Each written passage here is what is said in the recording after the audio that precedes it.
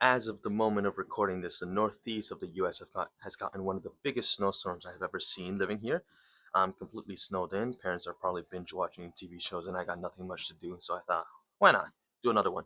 Pass the time and get to show off my incredible PVC skills as well while I'm on the treadmill. And I already did a 0.65 miles in what,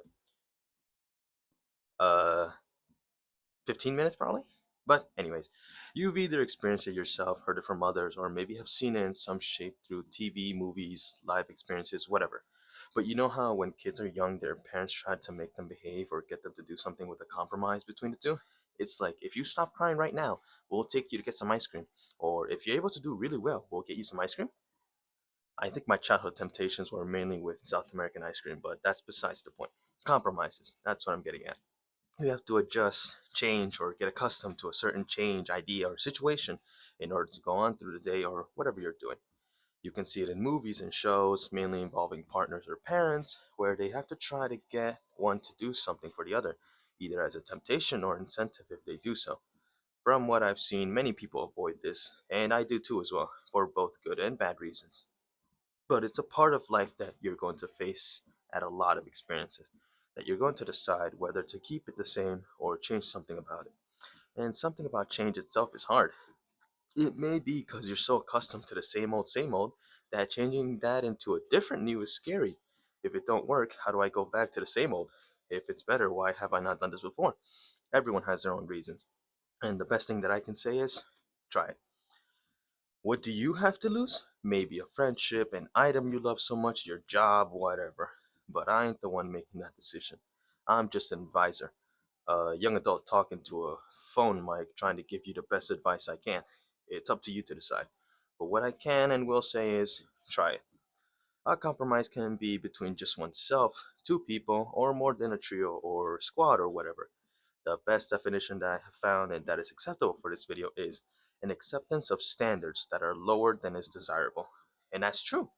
You may not be at the top of the world all the time, and sometimes you just have to deal with it. Because if you keep moping about, you are not going to get much progress and not moving forward with your life. Except that not everything is going to be how you want it to be. And that's what I've seen sometimes parents struggle with teaching their toddlers and babies. Because back then we don't understand. And even at my age, we still don't want to understand or even allow that. But it's just how life turns out sometimes. My compromises or issues with compromise has always been wanting to be in a relationship. As far as I can remember, creeping out my first or at least as far as I can remember, the conscious crush, I guess, in elementary back in Ecuador. In my life, I've had many crushes. One somewhat worked out, short term, I guess, but since it was a while ago and in middle school, many people don't count it. Mainly, all of the others didn't, and I may regret trying to confess or hope for a change in my life when trying to seek a relationship, a partnership with someone I can be close that ain't my family. But I have to sometimes settle with what I have. I have to accept what I have is what I can deal with, and that's that. It ties in with a little bit more personal reasons, but I have to settle and accept that many things are not going to turn out the way that I want them to, and that's okay.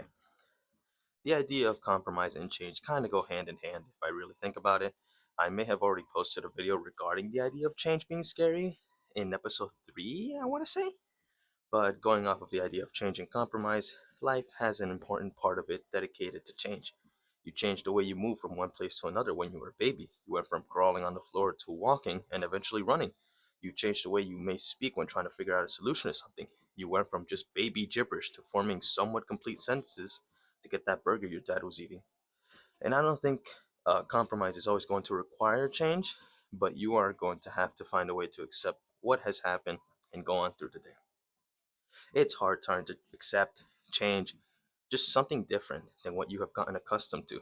And it's okay. As humans, I have seen that trying to go through different stages, different phases, moods is what we are about. The issues that we struggle with and try to make some sort of agreement upon is no easy task.